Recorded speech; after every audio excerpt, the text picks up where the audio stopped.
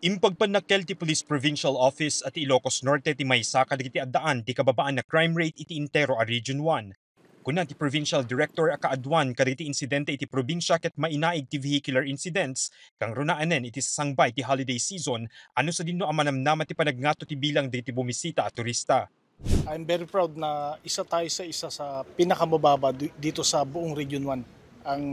Ang crime rate sa Ilocos Norte as usual, alam niyo na yung vehicular traffic incident doon sa luwang from Badok to Pagudpud. Yun lamang yung medyo crucial na alam nyo kasi pag December, tourist is fluctuating sa local tourist saka international tourist pumupunta sa norte.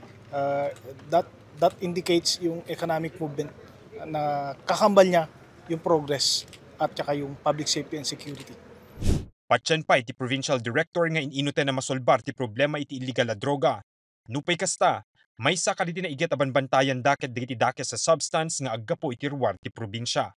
Ilocos Norte is a tourist influx, so we are looking at yung route ng entry ng galing sa labas.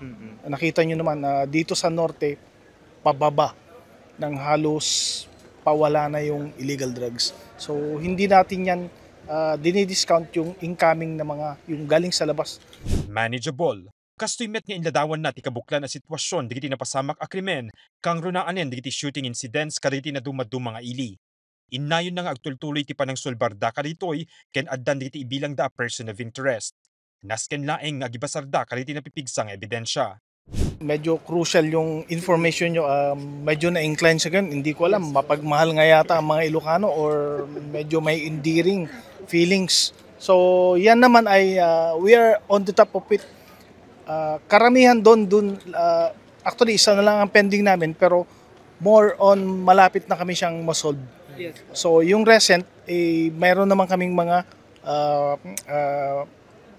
persons of interest na tinatrack siya. Time lang talaga ang kailangan. Mahirap din kasi mag-speculate. We have to base on evidences. So yun. It's all under the control or manageable level yung mga situations yan as usual. Kabayatan na impatadmet ti Police Provincial Office abing mabadi ti kaso ti index crime iti 20% iti intero a Region 1 no maidasig iti 2024. Iti kanayo na palagip ti pulisya kaditi umili ket ti kooperasyon para itil alisto apan nakasolbar dagiti krimen. Insigida nga i-report kadakwada no adda diti makatulong nga impormasyon. Mark Magdirila, Balitang Solid North.